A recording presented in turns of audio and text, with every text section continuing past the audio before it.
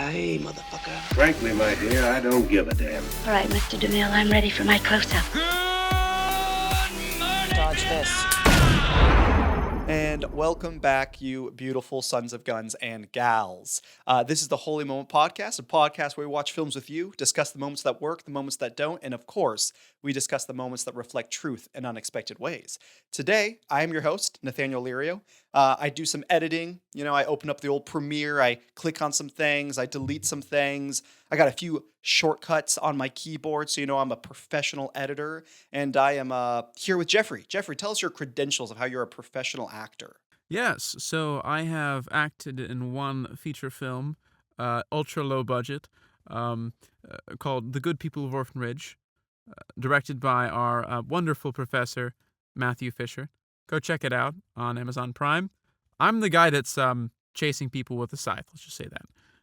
But also I've acted in several other films, both student and non-student. I mean, all that's kind of impressive, but have you been through any divorces? Have you gone through rehab yet? Have you invested millions on a really non-essential piece of crap, like a gold toilet? Really prove to me that you're an actor. Yeah, I'm really working on the rehab part. I'm not in need of rehab yet, and so what I've done is I've bought 7 packs of cigarettes, and my goal is to smoke 1 pack each day, and then by the end of it, I'm hoping that I have some form of nicotine dependency. Okay, that's a start. Hopefully that can rear up to heroin, and then from there we can get you in rehab, and then you can be a real actor. But speaking of drugs, what a perfect segue. I feel like the Holy Moment Podcast is really just like a test of how well can each other segue from our shenanigans into the actual movie. Drugs. That's how I want to open this one up. I don't do drugs, to each their own, but I will say after watching this movie, I was like, I understand why people do drugs, I think. And this is one of those movies where I'm like, I think if I was high, I would have liked it a lot more than I did. What about you, Jeffrey? Also, for everyone at home, we watched The Big Lebowski. Maybe I should not bury the lead. But yeah, we watched The Big Lebowski, directed by the Coen brothers. It was my pick for cult classic. Just one of those movies when I went to film school, everyone and their mother talked about. Our professor that Jeffrey mentioned earlier, he showed it in a few classes, I think specifically for narration. He was kind of showing it how this movie is used a lot to show the rules you're supposed to follow in film, but if you know what you're doing, you can't break them. Because I feel like this movie breaks a lot of the traditional films. Also, I think the last 4 movies we've watched, we talked about how they've broken the rules, which maybe that just goes to show good movies break the rules in cinema. But yeah, Jeffrey, do you feel like if you were completely stoned out of your brain, you would have enjoyed this movie more? I think that if I were a little more giggly, perhaps due to some substance, I would respond much better to this film because there are a lot of wacky shenanigans. And if you're watching it to pay attention to the plot, then I don't know. It goes in so many different directions. It can be a bit hard to follow. But if following it isn't necessarily the goal, then yeah, I think that'd be fun. You know what I hear makes you giggly? What? Heroin. You're so right. You're really selling me on heroin, Nathaniel. This is like an intervention, but it's me trying to get you to do heroin so you can become. I'm really trying to support you as a friend to become an actor. Like a real actor who does heroin. Mm-hmm. Yeah. So this right here is a social experiment wherein we try to use peer pressure to turn someone, an upright, upstanding gent, into a degenerate. And so far, it's working. I feel myself moving in that direction. Good. Well, on the next episode, when you guys join us next Wednesday, because obviously all of you will, we can check in on Jeffrey and see if his heroin addict addiction has gone anywhere. But until then, I guess we'll just have to sadly discuss this movie because we cannot do the podcast and do heroin. I don't think anyways. Hopefully, if we weren't demonetized, we are now, because I think I said heroin 17 times. But yes, to all you beautiful people out there who came to listen to us talk about a movie, let us do so. So yeah, like I said, we watched The Big Lebowski just to give those who don't really know anything about the movie, much like me prior Sunday, a little bit of a background into it. So The Big Lebowski, this is really cool. It was written, directed, produced, and co-edited by the Coen brothers. So, I mean, that's 4 full-time big pants wearing jobs, and the fact that they did like all of them, I think they had other editors, but I think they're just heavily involved in the editing process. But like that's impressive to write, direct, produce, and co-edit this movie. So good on them. This movie was released Sunday, January 18th of 19. My notes say 19 exclamation point. So you know what? We're never gonna know, folks, because I guess I copy and paste it from Wikipedia, and the copy and paste didn't work properly. I think it was like the 1980s, 90s. I think it was 98 because I think it was right before my birthday and I was born in 99. The studio was Working Titles Films. The directors, the Coen brothers, they've done movies like No Country for Old Men, Fargo, Oh Brother Where Art Thou, and the budget was 15 million and the box office was 47 million. So it didn't make like crazy at the box office, which in my opinion is one of kind of like the rules with cult classic. I feel like cult classic has to be a movie that at least at the box office, the first like 1 or 2 months when it was released, it kind of had to be like a sleeper. It can't make like millions and millions of dollars. It has to make only a little bit of money, and then later on, like a decade or so later, it needs to like have a resurgence and everyone falls in love with it. But yeah, so that's the movie. I'm gonna talk real quick about the first act, and then we'll jump into it, kind of discussing the shenanigans that the dude gets up to. So, Act 1, the setup. Jeff, the dude, Lebowski, a laid-back, unemployed slacker, is mistaken for a millionaire with the same name. Thugs break into his home, rough him up, and ruin his rug. Seeking compensation, the dude visits the real Jeffrey Lebowski, a wealthy but pompous man who dismisses him. Soon after, the dude is hired to deliver ransom money for the millionaire's supposedly kidnapped wife, Bunny, pulling him into a bizarre and chaotic mystery. So, Jeffrey, do tell me, have you seen this movie before? I've not seen this movie before. It reminded me a lot of another movie that I've seen recently called Mr. Arkadin, which is an Orson Welles picture. And it's film noir, right? There's a... You ever plan on watching this movie? No, but I also don't. I like spoilers. Like every once in a while, there'll be something comes out. I'm like, oh, I really don't want spoiled. But like my fiance, she doesn't watch trailers because she doesn't like spoilers. But I'm like, if I know who did it, I'm still gonna enjoy the movie. Okay. Yeah. Well, if you don't want spoilers, plug your ears, folks. Mr. Arkadin, a sleazy smuggler, is hired by a millionaire to discover the secrets of the millionaire's past, right? Because he claims he has amnesia, right? He doesn't know who he was beyond this certain point. And so the smuggler, he talks to all these people around the globe and eventually discovers he was a part of a sex trafficking ring that was based in Poland. But at the end of the movie, what we discover is the millionaire never had amnesia. He was following the smuggler around as he was conducting these interviews and killing all of the people that led, to the discovery of his past. Oh, that's good. You said Orson Welles. What was the name of it? Mr. Arkadin. Okay, I'll have to watch it. Once again, Jeffrey talking about movies I've not seen and making me feel like a bad cinema person. No, it feels pretty obscure. I don't know why I watched it. I didn't hear about it anywhere. I was just on Max and I saw it. But it's a classic film noir, and this movie I think counts as a film noir. The dude occupies the archetypal role of the private eye who's unraveling a mystery, and then the twist at the end is that the person that hired him is the person responsible. That there was no mystery all along. I mean, I appreciate that his friend, Walter, from the very beginning, called it. And I feel like this is not a movie that hinges on the mystery.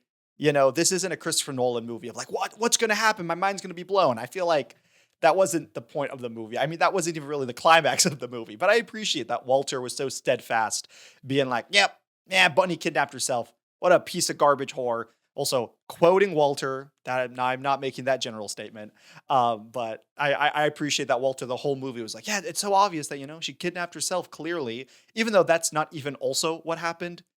Bunny quite literally just like went on spring vacation, and then some German music producers decided to use this as their chance to like blackmail and pretend she got kidnapped to get the money. But anyways, I'm getting ahead of myself. So, Jeffrey, since you have not seen this movie, what was kind of your first reaction to the slapstick kind of over-the-top comedy? It's so interesting because you hear about this movie. People love this movie, right? The people that love this movie love this movie. In fact, I was looking it up on Wikipedia. There's a pseudo-religion, air quotes, called Dudism that's based on the life and philosophy of the dude. And hearing this, right, you get this idea in your head that the dude is some mythic figure, right? That he's such an out there personality. But when you watch the movie, you realize he is the least outlandish character in the film. And he doesn't stand for anything, right? He's just floating along. He doesn't really do anything to propel the plot forward. He's just, some stuff happens to him and he reacts. Yeah, that was a big point I wanted to talk about. In the intro, I was kind of saying how this movie breaks a lot of conventional storytelling. And I think in the way it does it the most is, man, when you go to film school, they're going to just like from day one in like filmology 101, they're going to be like, your main character, your protagonist needs motivation and he needs to be active. He needs to do things. She needs to do things. They need to figure things out. They need to, make stuff happen.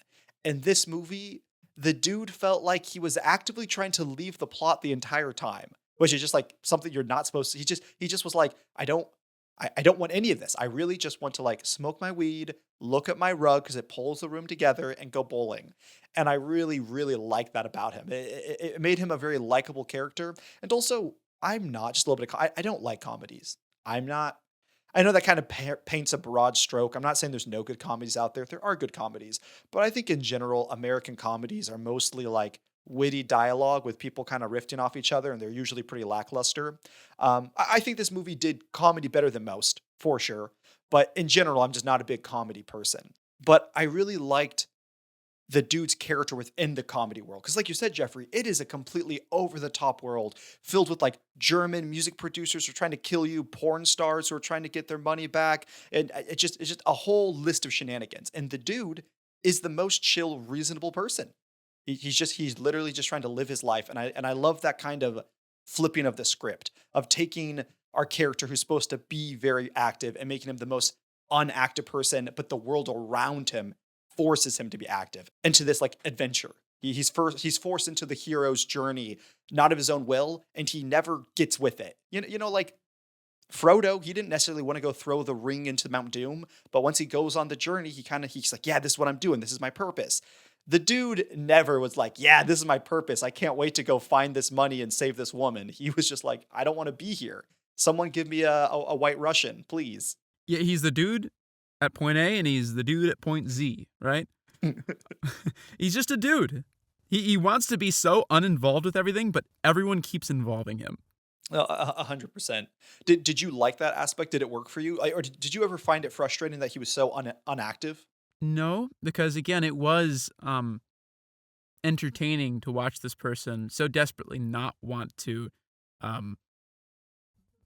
be involved with these criminals and porn stars and millionaires.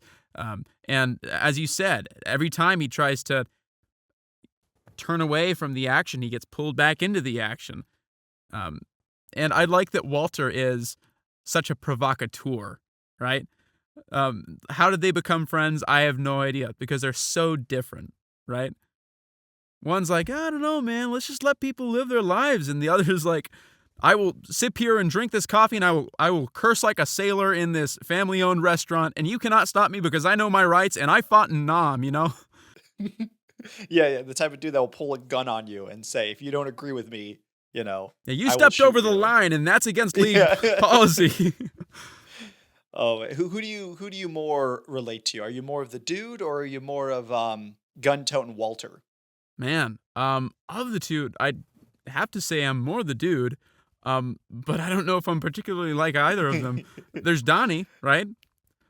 Let's not forget Donnie. Like Donnie. How could we forget Donnie? Donnie was the highlight of the movie. What a good man, We all know a Donnie in our lives. Just he wants to be there. He wants to be loved. So he's willing to take any amount of abuse to have friends. And he's just always a few steps behind, a few seconds behind. I like to think Donnie had it all figured out. He just was never given the chance to really, express his wisdom until the very end when he died. But that's getting too far ahead. I read one view that Donnie is sort of an audience surrogate, right? And all of the characters in this film, they feel like they're stars in their own movies, right? And once Donnie kicks the bucket, Walter and the dude, they no longer have their audience, and so they feel lost and they go their own ways. Speaking of, do you know what like the three of them kind of reminded me of, specifically the dude and Walter? They reminded me of the two guys in Groundhog Day when they're at the bar and they're sitting there and they're drinking, and he's kind of like, you ever wake up and have the same horrible day and it just nothing matters, and the guy's like, "Yep, that's my life." You get that vibe. I mean, obviously they're a stereotype notched up to 20, but just in small town America, bowling is their only like point of existence. But it was just fun watching them like feel like especially Walter being like, everything I do is the most important thing ever, even though it isn't. The thing is, they're content with their routines too, um, and and so it's a nice like inverse of those two guys in Groundhog Day. But yeah, I think that they're a good foil to each other too, where the dude doesn't really stand for anything, and he's fine with everything. Walter, though, has very strict principles. Many of them don't make any sense, but he will stick by them and he will insist upon them. He will stand for everything. Oh man, what was your favorite scene of kind of that first act? And of that first act, it was so bizarre when the guy steps over the line at the bowling alley and Walter pulls out his gun. He never does that again. Like, he has a gun. Yeah. Why doesn't he pull them on the German folks at the end of the movie? You know? I feel like that scene specifically, like obviously from the very beginning, like the movie opens up with a funny narration. So I feel like you kind of like from like the very first moment, you know what you're getting into, this campy type of fun slapstick movie. But I feel like it was specifically that scene where Walter pulls the gun on the dude. You're like, oh, okay, this is like absurdist humor. This, I see what we're doing here. That was gonna be one of my questions. At what moment do you feel like you really were like, I see what's happening here? Because it took me a little while, I feel like, to really nail down the vibe of the movie. I think that it was like the scene with Bunny at the poolside asking Lebowski to blow on her toes. Yeah. That was the moment that I thought, okay, this is going to be a strange film. Felt very Tarantino in that moment. It reminded me of Once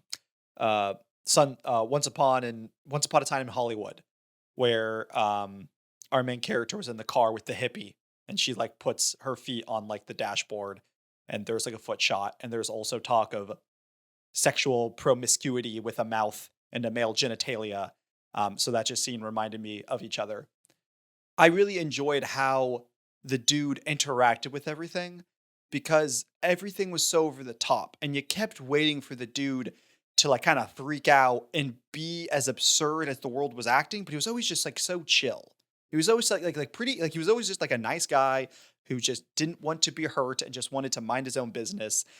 Specifically the scene I'm thinking of, and I'm going to jump into the second act for a second, but the daughter of Mr. Lebowski, Jeffrey, the capital J B, the older guy who has the same name as our protagonist, the dude. He has a daughter. She's like a super feminist art paint person who doesn't approve of her father and his kind of like trophy wife Bunny. And she comes over to the dude's house and wants to have sex with him because she wants someone to impregnate her, because she wants like a kid, but she doesn't want the father involved in the life. So she's like, the dude, you're like a hobo dude that won't like stick around. You can like impregnate me.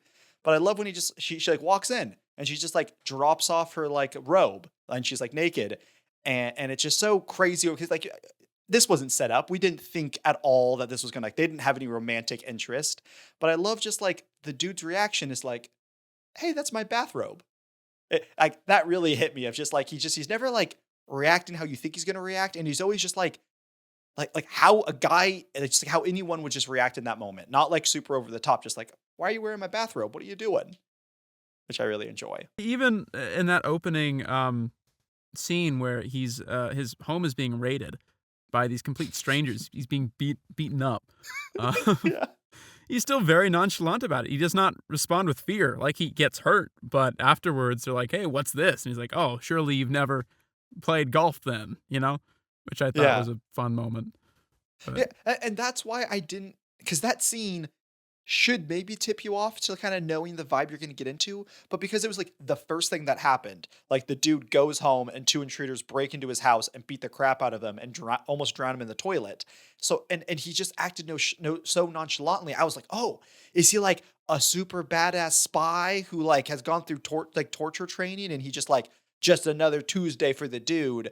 But he's just so chill. He's just like, whatever. Who cares if they beat me up? But then the small things, like them pissing on his rug, and he's like, the rug, it pulled the room together. Why would they do that? Like just his little obsessions with the things that don't matter Yeah.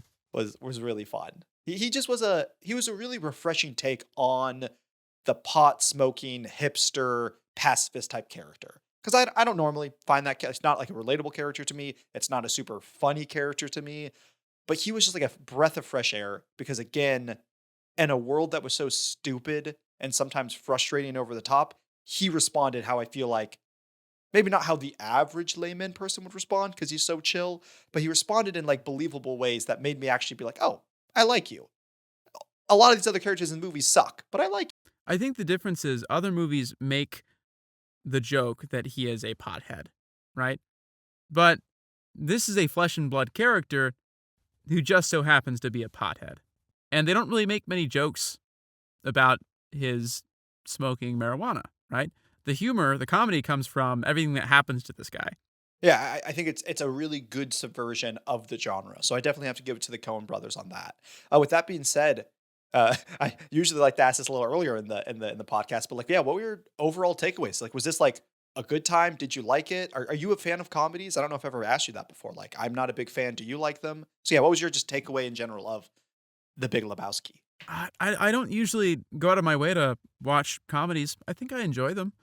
Um, I don't have any particular distaste for them unless they're poorly done, but I think there are a lot of poorly done comedies. So, yeah, I'm neither here nor there. I I enjoyed the film. I want to watch it a few more times because I've heard that this movie rewards rewatches due to all the jokes that like it makes that fly over people's heads the first time around, but then knowing the characters. Um, I've heard this script described as a very tight script, which it doesn't seem that way upon a first watch, but maybe upon a second, I would see the vision more, you know? Yeah, I definitely get what you mean because to say my opinions, it wasn't my cup of tea. I walked away with a few things I was annoyed with or frustrated with. And at the end of the day, there definitely was some parts I found really, really funny. And I really liked the dude's character. But I would say overall, I didn't love the comedy at all points. I got frustrated with how absurd the humor was, even though, again, I don't think it was like bad writing per se, because I think that's what the Coen brothers are going for. It just wasn't what I particularly enjoy watching. So, all in all, I didn't love this movie. Um, but I will say that I do think it was very intentional. I feel like I've seen a lot of slapstick absurdist humor that really leans heavily on we're gonna build it up to this crazy plot where we just reveal that like Hitler's alive and Hitler is just like a femboy and it's hilarious and like it's the gut punch. Like I feel like you've seen a lot of movies like just rely on that like one guttural punchline after punchline of absurdist humor and there's not really any structure or substance to it. But I definitely feel like The Big Lebowski was a very well written movie, a beautifully shot movie. Did you know that Roger Deakins shot this? No, I didn't. Yeah, I didn't know that either.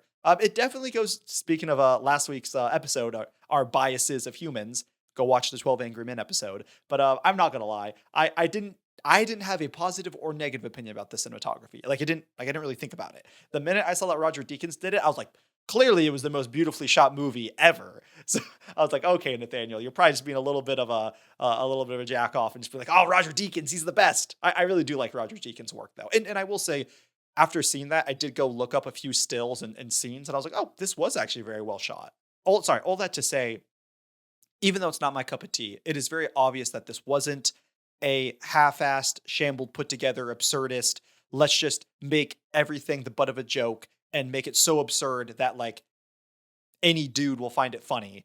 I really do think it was actually a very tight script and well constructed. So I will give them points on that. Yeah, I appreciate the artist's vision. It wasn't a vision that I don't really resonate with that vision all that much, but I respect it.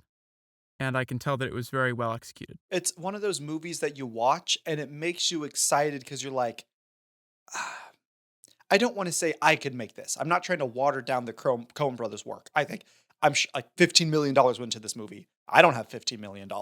Famous actors were a part of this, like stunts and a bunch of locations. So I'm not trying to say like, well, this made me realize I could get my buddies together and make this movie. No, not at all. But it was one of those movies that you watch and it just inspires you to be like, wait a minute, I can make something to this level of like production value in some ways, and just stretching the imagination in how you can deliver comedy. Because I feel like when you watch something like, let's say, like Christopher Nolan, Interstellar, you watch it and you get so inspired as a creative person. You're like, oh my gosh, the music, the cinematography, the story, the way he writes, it's so amazing. I'm inspired now to go create something like that. Often when I watch movies that I really, really love, I often am inspired to go write.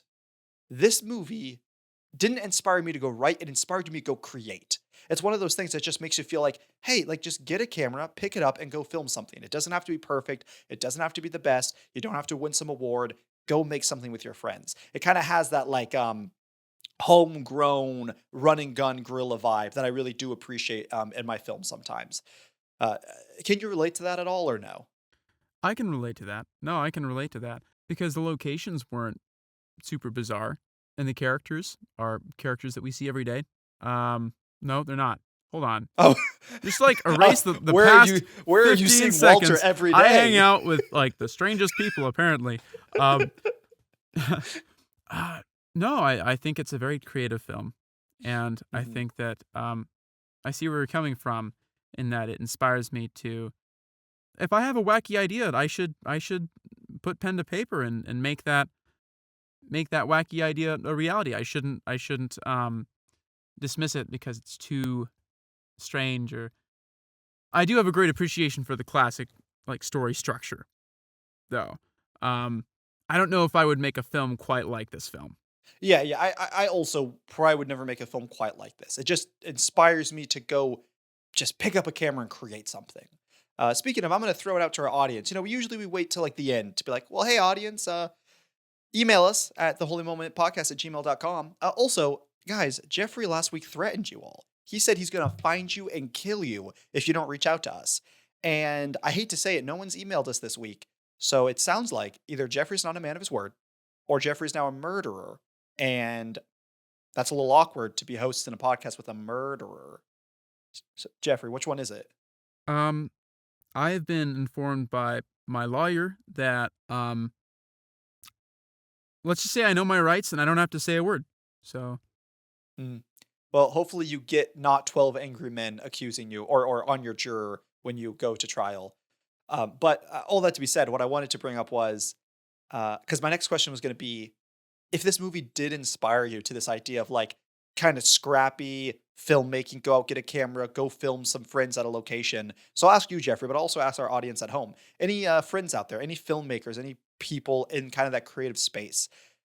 Let's start specifically with the Big Lebowski. Was there any scenes in the Big Lebowski that just like fueled your creative engine? Just like, oh my gosh, I would go create that scene. I would love to have written that scene, directed that scene, DP'd that scene. And if not this movie, what movie really, really bakes your cake? What really stirs your fudge? What gets you going and it comes in the film world? What scene, what piece of dialogue, what piece of music have you listened to and you're like, oh my gosh, I am like moved and I need to go create something right now.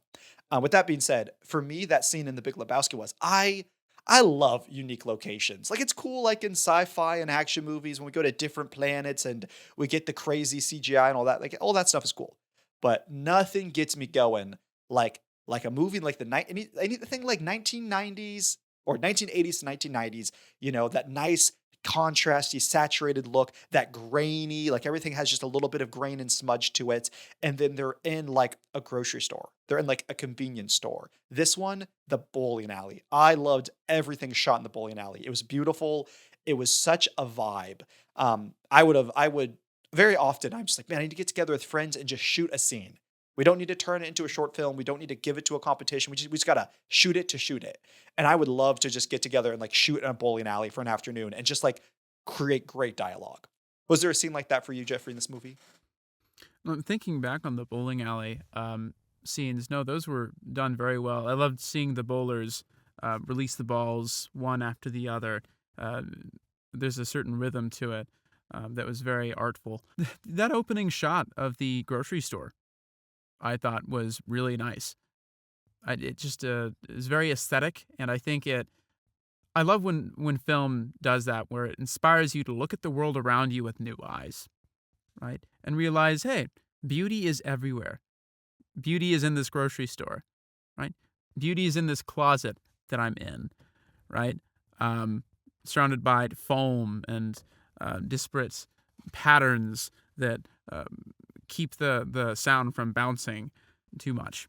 It really does take the skill, and like it's a whole village takes to make a film, but it really I think the director and a DP have such a unique skill to be able to walk into an area and can see the vision behind it.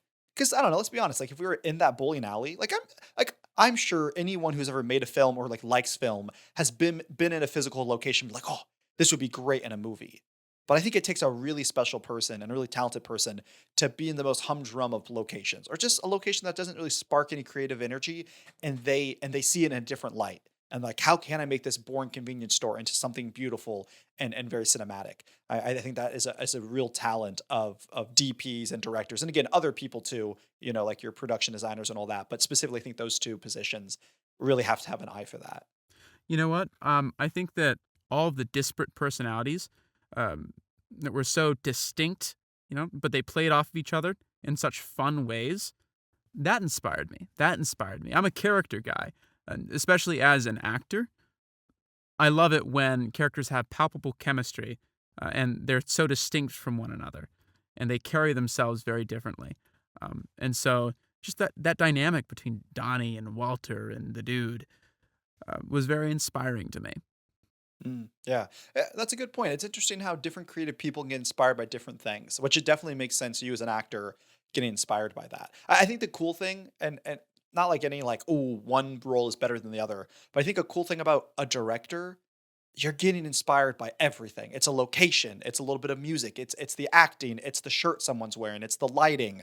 Every little small detail can spark a scene, a piece of dialogue, something you want to write, something you want to direct. And that's what I love about movies. It's just you never know what's gonna just like floor you to the ground and be like, whoa, that is so cool. I want to create something like that. That's when I really feel like art is art.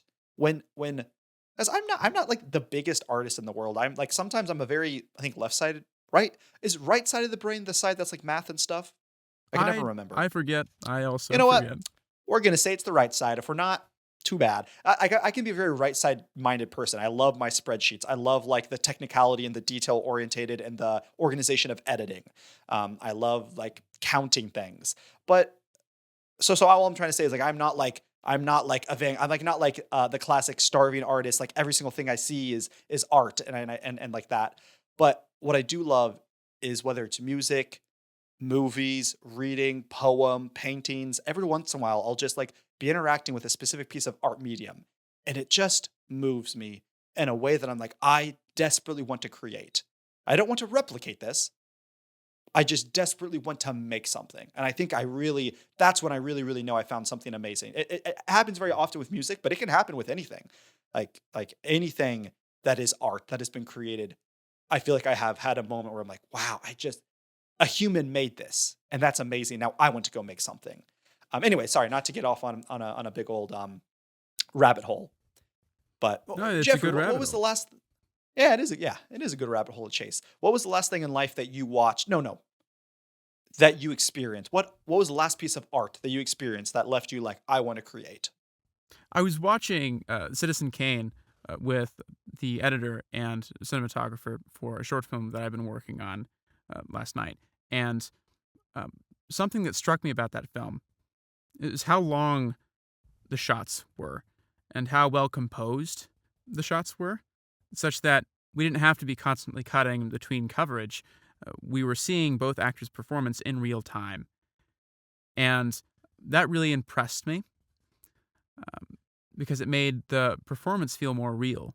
Like that is my favorite type of shot as an actor, where you can just let our performances live and let our audience see it And so that inspired me to create. I want to create something with long shots where both parties, all the actors involved, can exercise their memorization chops, right? And show that they have this material down pat. And yeah, so that inspired me to create.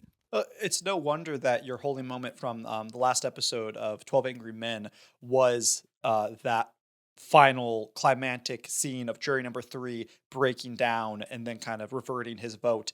Because I was editing a reel that we released earlier today for that, and I was editing the portion of Jeffrey's holy moment, and I was pairing the film with it. And they hold so long on jury number 3 breaking down and crying on the table, like an uncomfortable amount of time. So really to hold that long shot and to get that emotion. So I bet that was probably one of the reasons it fed into your enjoyment of the scene. Oh, it really did. I love it.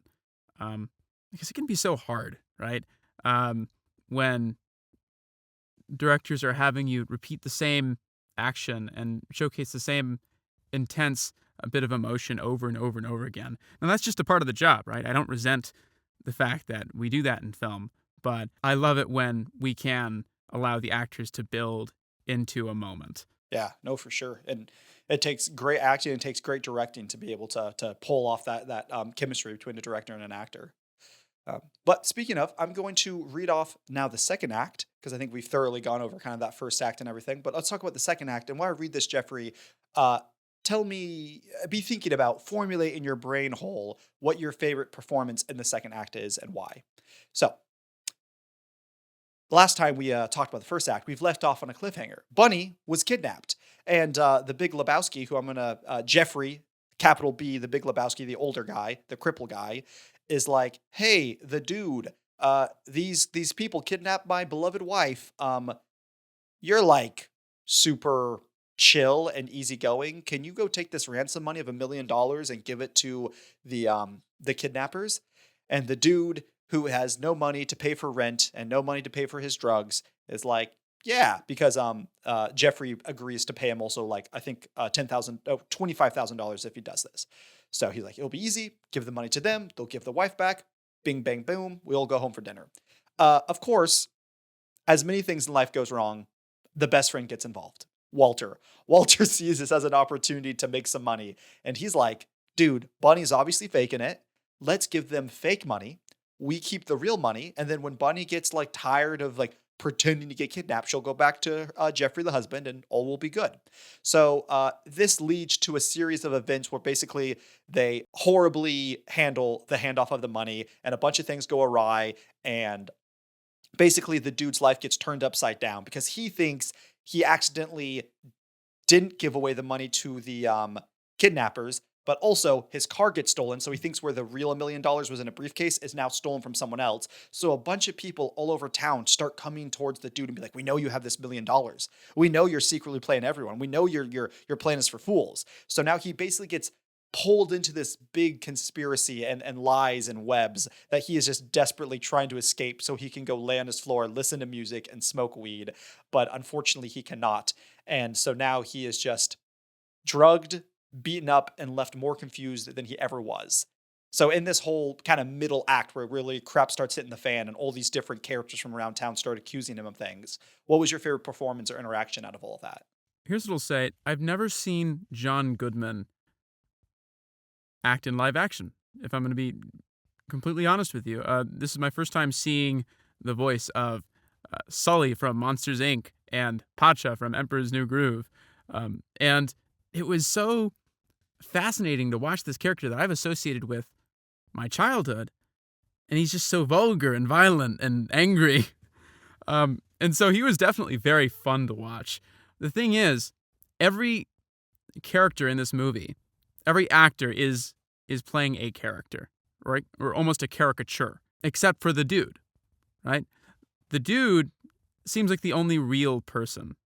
He seems to be responding to the events around him in a way that at least somewhat resembles like a natural reaction. And so I really appreciated that, as him the straight man to all the chaos around him.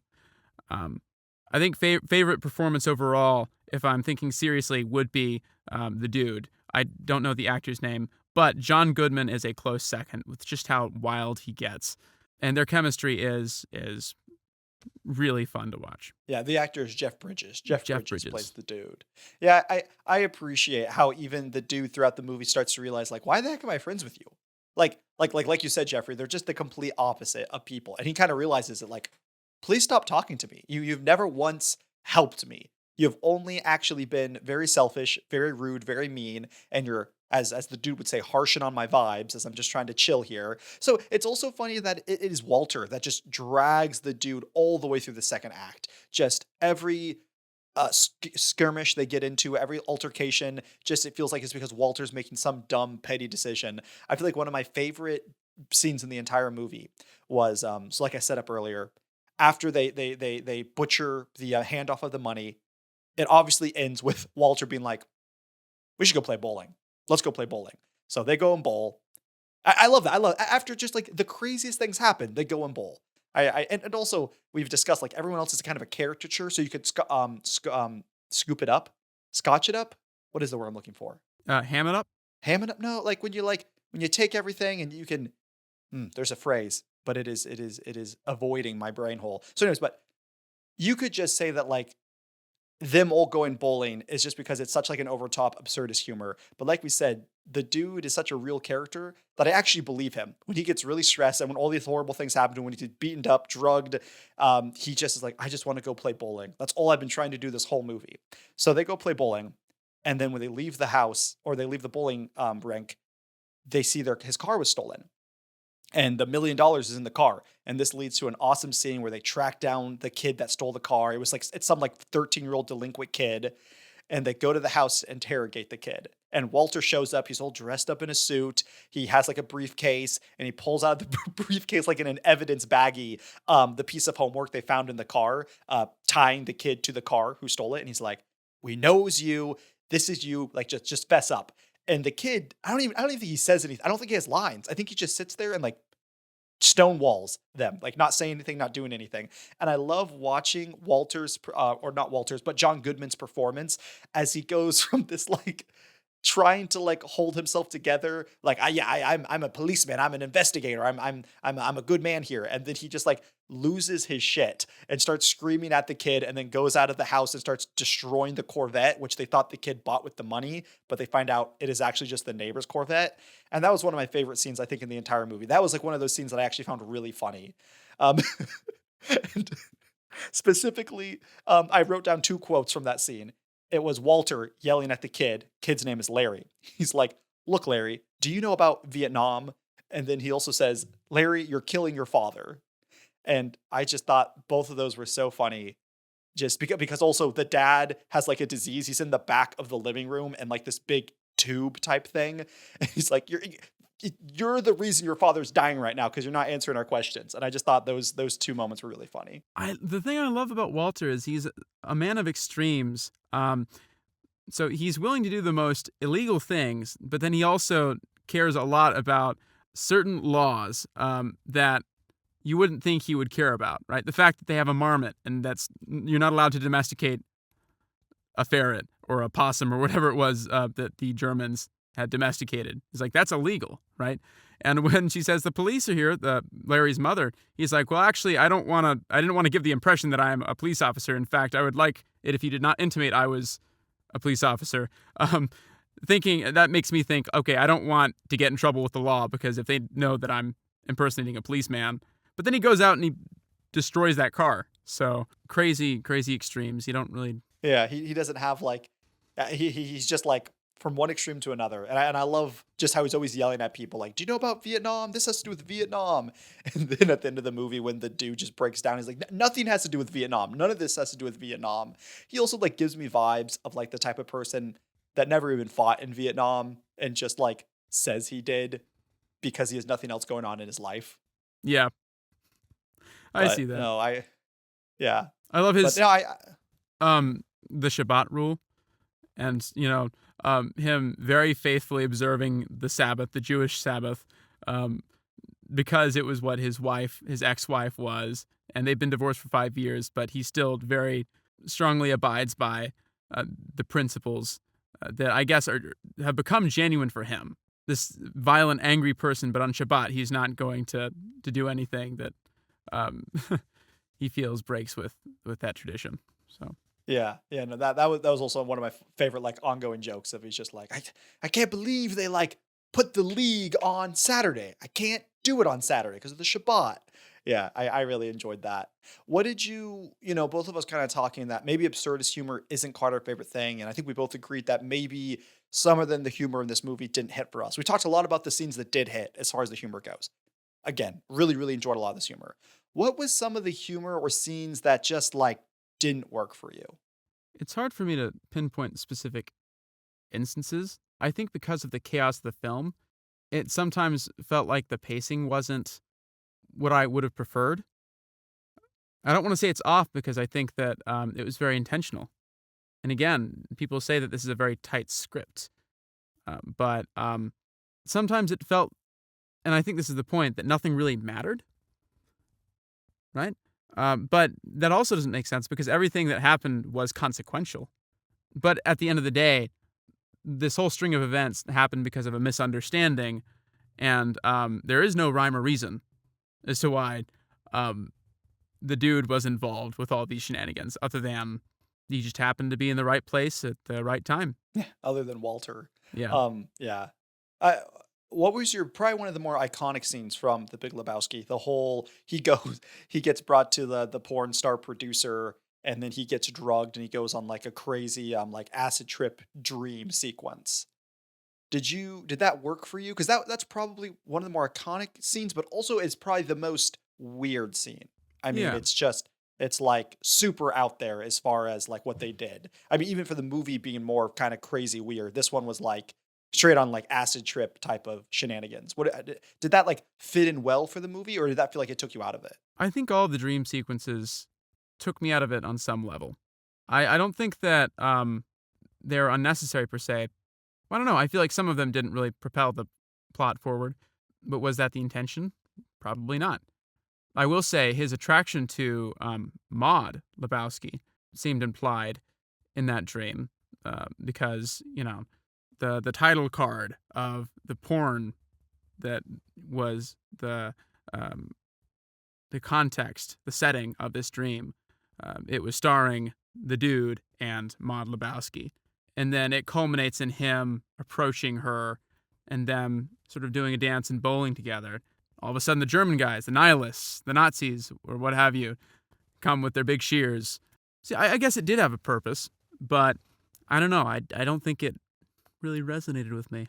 Yeah, I would agree. I think it was one of the scenes that kind of took me out of it and just made me feel like those are the type of scenes that made me feel like I was watching more of the slapstick. We just build up the movie for one big gag joke, and it's not actually that well crafted. So those movies actually, I think, did the opposite. Also, can I just say that your earlier comment, femboy Hitler, that is funny. I don't care what you have to say about it. I thought it when you said it. I was like, man, Nathaniel, why haven't you made this film? I'm so happy you said that, Jeffrey. I actually am super insecure, and I wanted to kind of lay that down and see if you'd pick up and think it's funny, because I have a whole 365 spec script outline of this movie about Finboy Hitler, and I really was just like doing the classics insecure, making fun of it, even though I want you to like it. So now that you give me that validation, I think I'm going to go for it. I think I'm going to. Do you want to act in it? Would you like to be Finboy Hitler, Jeffrey? I was just about to ask, and I'm so honored that you have extended this privilege to me.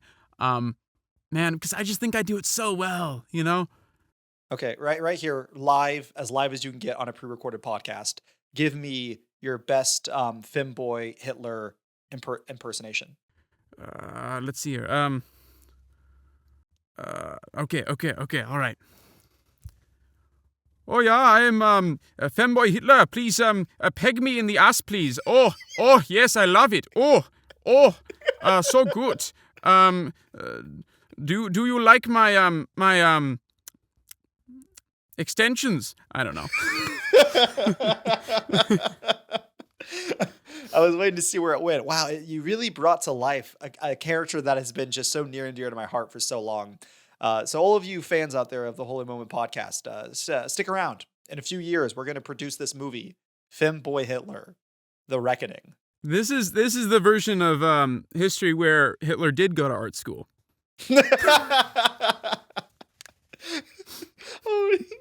That's actually really funny. You have to send good version Femboy Hitler back in time to defeat evil Hitler. I think that would actually be a really funny and fun script. And then clearly you need a sequence of Sailor Moon where he like magically powers up and like has his transformation into his femboy outfit. I think that would be very good. I can see it already. Man, speaking of like talking about and experiencing art that just invokes creativity, this is going to be one of those projects. Anyone who watches it is going to weep and just go create the next Mona Lisa. It will be beautiful. But on that note, you mentioned something when you were talking about the dream sequence. How do you pronounce her name? It's not Maud. I think it's Maud. Okay, Maud. What did you? I don't want to get too into the weeds to it because it's not like the most important part of the film. But what did you think of Maud's whole character? Did you enjoy her? Did you find her, I guess, relevant? Because it was funny. She just kind of disappears at the beginning of the third act. And to our audience, I touched a little bit in the description, but Maud is the daughter of Jeffrey Lebowski. And she's like this feminist who's an artist and all about empowering sexuality. And she doesn't approve of her father. And she's the one that reveals her father actually is kind of a fraud who has no money and is just a very vain person. And she doesn't fall in love with the dude, but she's basically like, I want a baby and I want to raise it by myself. So the dude, you have a penis, I will take your sperm and then I will leave you. And then after she does that, she is gone from the movie. But did you enjoy Maud? I did enjoy Maud. I think I really enjoyed Maud personally. And I think she was an important part of the picture, part of the puzzle, because isn't it the case that she's the one with money and what, does she give her father an allowance? How did they come by their wealth again? I don't know if I quite. I think she offhandedly said it was mother that had the money. And now maybe Maud has some of the money and she gives, and it's funny because it's first painted that Jeffrey Lebowski he's like, I give Bunny a very good allowance. And then it's found out that Maud, the daughter, actually gives Jeffrey an allowance. So it's like an allowance passed down to an allowance to pass down to an allowance. I just thought that was a funny running gag. And I think it also it makes the character of the millionaire all the more ironic because he criticizes Lebowski, or the dude, for being a bum, right? Who leeches off of other people. Meanwhile, he is a bum that leeches off of other people. Yeah, I didn't even think about that. But yeah, he is. Because yeah, he's introduces very. I love he's introduced by his like butler associate dude who's definitely like his gay lover, but he's like, this is the most revered man, Jeffrey Lebowski. He's so important to society. I love that character. I love how he just was always backing up Jeffrey Lebowski, and he just had the smuggest, dumbest face ever. That little butler guy. And there's true loyalty there, which I always love it when you have a villain, millionaire villain, and they have a henchman, right, that has no reason to be so in love or devoted to their master, but they just are, right? It's not just a job to him. It's a great privilege and an honor to serve the Jeffrey Lebowski, even knowing what he does, because he probably knows that Jeffrey Lebowski is not a self-made man. It's like, why are you there? Why do you love him so much? Yeah. Just his genuine like servitude and like just his respect was so funny. He was such a funny, physically looking dude. He just was always smiling and smirking in such a dumb way. I really appreciated watching him run around on screen. He was a lot of fun.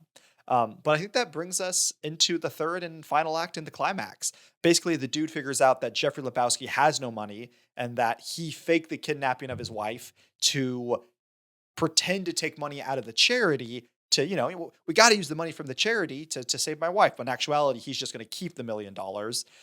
So when he finds this out, and then he finds out that the German music producers are just using the excuse of Bunny going on a retreat to pretend to kidnap her. So everyone's just pretending and using the circumstance of Bunny going on vacation to benefit themselves. And this leads to a climactic, action-packed climax of the German producers showing up and fighting our heroes, fighting, the dude, Walter, and Donnie.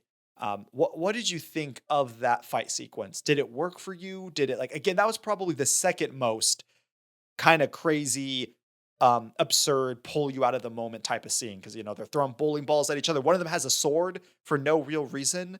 What did you think of that scene? I think I enjoyed it because, yes, the Germans are over the top. One of them has a sword, but we come to find out that they're not very threatening, really. And the sword is just a way to get a reaction out of our heroes, a way to show themselves to be bigger than they are, right? Meanwhile, you have Walter, the Vietnam vet, who is not unwilling to fight. In fact, he's raring to go. Um, and I like the moment where it's like, oh, Hans convinced his girlfriend to cut off her toe because she thought we would get $1 million, and he's just such a whiny. It's such a whiny thing to say. And these people that we thought were so powerful have been revealed to be just buffoons. And then, so Walter behaves as Walter would behave in the fight, and so does the dude. He doesn't really know how to fight. He's more concerned with keeping distance. And then Donnie has a heart attack. I thought I liked Donnie. Again, I like Donnie's character. That I really thought he was shot because like basically Walter takes out all three of the Germans, and then as the climactic climax. Wow, what a good thought, Nathaniel. As the climax de-escalates, we go over to Donnie, and he's like, "Has he been shot?" And he's like, "No, he had a heart attack." And I thought that was so funny.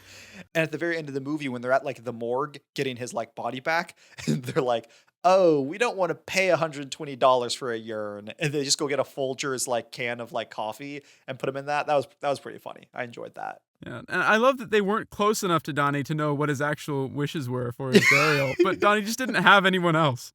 Yeah, this is what we think he wants. We don't really know. It would have been really funny if they reveal that like Donnie has a very vibrant, like he has like a wife and children, and they just went and like burned his body and didn't tell any of his family because they don't know Donnie at all. That would have been pretty funny. Yeah, I had this thought, like, what if Donnie is involved in this in some way, right?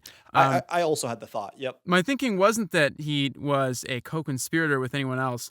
Maybe that he had a fortune connected with his family, and when he died, all of a sudden, Walter and the dude inherit this $1 million. But I feel like that would have been too clean a bow on this story. The thing that was so endearing about Donnie is, I know you mentioned earlier that like, oh, he's one of those guys that's willing to endure all kinds of abuse because he just wants to hang out and be around. But it almost seemed to me that he wasn't even processing any of the insults. It's just he seemed like a dumb puppy. Very is this what's happening? It's like, no, you like dumbass. He's like, oh, okay. Oh, is that happening? No, like, shut the fuck up, Donnie. Oh, okay. Oh, is that like, I know that song. It's like, we're not even talking about music, Donnie. We're talking about Lenin, like the communist, Yeah, which is really funny because earlier how you were saying how people think Donnie is like an insert for the audience and how we're all maybe just a little too stupid. No, I thoroughly enjoyed Donnie's character, and I thought it was sad, but I'm happy they killed him off. Yeah. And how you said, like, it didn't end in this beautifully neat bow, but I like how it ended. Just the random Western dude, our narrator, who's just like, the dude kept duding on, and he just kept doing his thing. The dude abides. And yep. And it should cause us all, audience, if you should take anything away, when you're having the worst day ever, you broke your foot, you're going through a divorce, a skunk pissed on you, always remember, the dude is out there doing it up. And that should give you a little bit of clarity in life. But with that being said, let's just quick jump into our holy moment. So, Jeffrey, what was your holy moment of the Big Lebowski? If you had to take one moment, scene, a performance, what was the thing that said, yes, this is art? Oddly enough, I think I was affected by that moment after they've tossed Donnie's ashes into the wind. And the dude is upset with Walter, right? And then Walter seems genuinely apologetic. And then all of a sudden, Walter brings the dude into a hug. And the dude sort of just pats him on the back. It felt like a very real moment. Both of them are genuinely grieving. And I think we certainly see Walter in a way that we've never seen him before. He's never felt really sad or morose or regretful. But he does there, right? But he also showcases a warmth that he hasn't in just taking the dude in. And No, I like that moment. Yeah, I think it says a lot about a director to be able to, and again, what other absurdist type comedy movies are missing. And what I think the Coen, again, maybe not my cup of tea, but I can applaud the Coen brothers. I feel like it takes a strong director to be able to pull back with restraint for just a moment to be like, hey, yeah, it's mostly kicks and giggles. But if we can like just have a little bit of a feeling, a little bit of an emotion here, a little bit like these are real characters going through something, I think that's really good instead of like trying to shove in one last joke right there. So I do think balancing that really hard duality of absurdist humor and then also like, hey, these are real, quote unquote, real characters, I think is a hard thing to do.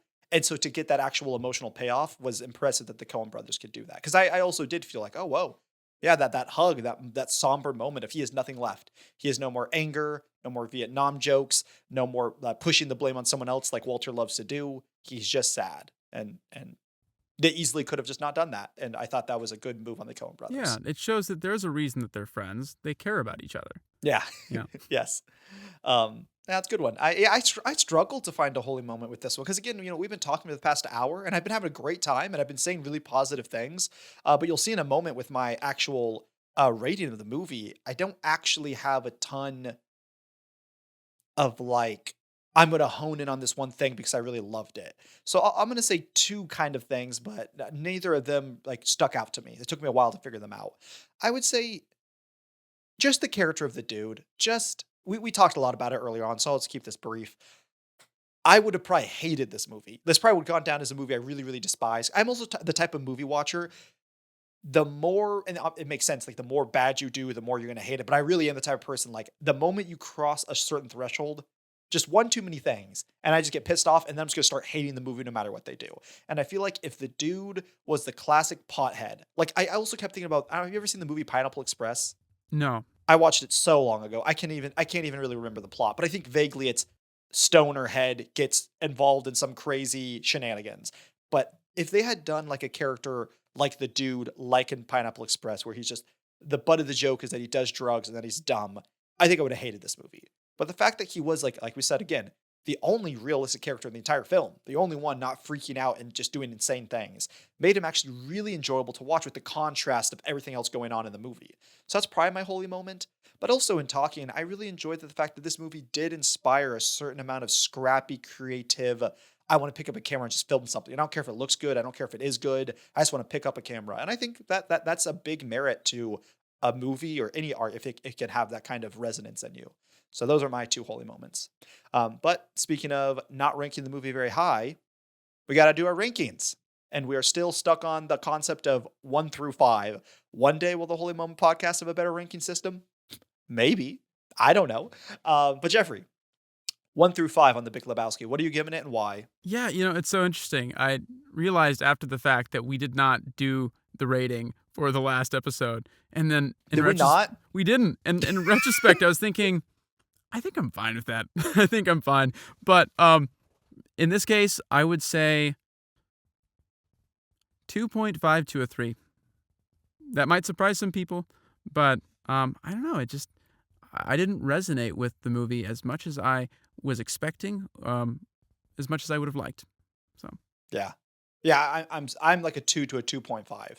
I think the two shining factors was the dude, and there was some genuinely really funny moments. There are some really, really great written moments I thought were hilarious. But the overall just absurdist humor just doesn't it doesn't get anything emotional out of me. It doesn't always super inspire me, and I can find that humor grating sometimes. So I would also I have a big issue personally. I do not like when movies involve sexual context for the sake of sexual context. I think there is a time and place to have sexual topics in movies. But just like, let's cut to a woman naked on a trampoline for real no reason, that really gets under my skin. And I'm just like, why is this here? What is the point of this? And things like that just frustrate me. It's like, yeah, sex can be in movies, but it can be done in a way that's like literally more than a reason than let's put a naked woman in the film. And I don't like when they do that. So that was just something that really grated on me throughout the movie. So yeah, I'm gonna give it like a 2.2. Not a movie I personally would probably return to. I could see it being a movie, like, especially in college when, like, we used to get together like 1 a.m. and just watch the dumbest movies and just it was about the community and hanging out. I would probably rewatch it in that context. I would never rewatch this alone, and it's not a movie I really enjoyed watching with my fiance, so I wouldn't do that again either. So I don't like maybe if I was with like you and Vega and we're like, let's watch a funny dumb movie. But I could think of better funny dumb movies to watch with you guys. Yeah. So for that reason, I'm giving The Big Lebowski by the Coen brothers a 2.2. Well, with all of that done, we gotta figure out what movie we're watching for next week. We gotta find out what I'm doing this Sunday evening. So with that being said, Jeffrey, I believe you have a wheel to spin for us. Yes, I do. Hold on. I'm about to bring it up for y'all, folks. So just hold on to your britches. No, my britches are off. They're gone. Little do you know, Jeffrey, underneath this shirt, no pants, no underwear, Wow. You know, nothing. great minds think alike because I'm in the same boat. Um, and I think that that's why we're co-hosts, right? I think that we The real reason we had to let Vega go was we pitched the idea of like, hey, we don't want to be constrained creatively, so I think we have to not wear pants or underwear. And Vega just couldn't get behind the vision, so we said, "You're gone," and it was a real sad day. I pitched the idea of like no shirts too, but then Nathaniel was saying, well, I don't know if that would be allowed on these different social media platforms, just to butt naked men. I think as long as we crop right above our nipples, we should be fine. And like, yeah, look, it's like right here where the camera's cutting off. That's right above my nipples, so they'll never know. I think that's fine. All right, folks. Since my computer hates me, Nathaniel will be in charge of the spinner. And so, even though these are my picks, he will be the first to know. I'm excited. I'm excited. Since I'm spinning, I can rig it so we don't have to watch Super Babies 2 next week. No, I'm excited, and let's see what Jeffrey will be hosting us on. Here we go. Oh, please, Super Bass. Oh, please, it's Super spinning. Babies. It's going in a circle. It's slowing down. Would you like to guess what it landed on, Jeffrey? Is it Super Babies Baby Geniuses too? We are, in fact, next week watching Super Babies Baby Genius 2. Every Awesome. time I have crossed my fingers and wished for a specific movie, that specific movie has been picked. No, why do you hate me? Oh, it's funny. Jeffrey and I we can get into this story next week, but I almost put this on my movie for it's for the category of, well, Jeffrey, you tell him it's your movie. It's your movie. Yeah, so I remember watching this movie when I was a wee child, right? And I remember loving this movie. And specifically, the baby with the superpower of being a bouncing ball. For whatever reason, I thought that was the coolest thing. I always, whenever I would pretend to be one of the characters from the movie, I would pretend to be that one. And oddly enough, I would pretend to be that character often. It was like a game that I would play consistently.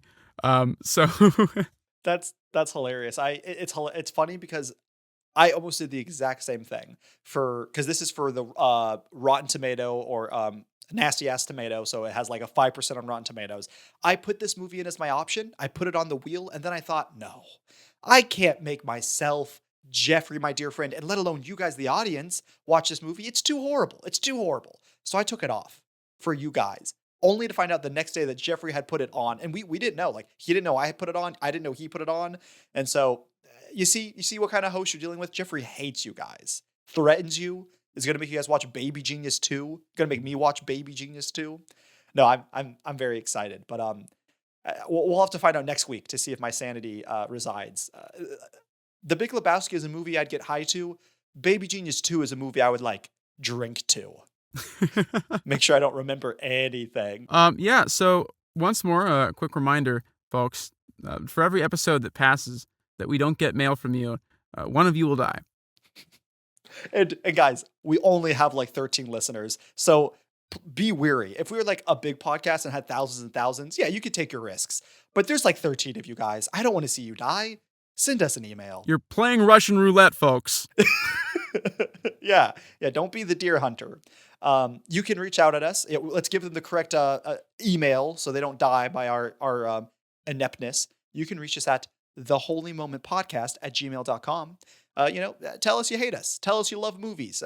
Tell us that you thought her feet were super sexy in this movie. We don't care. We don't judge. We just like reading emails. Also, it's a big deal and really helps us if you leave a 5-star review on Spotify. If you don't like us that much and don't think we're worth 5 stars, don't comment.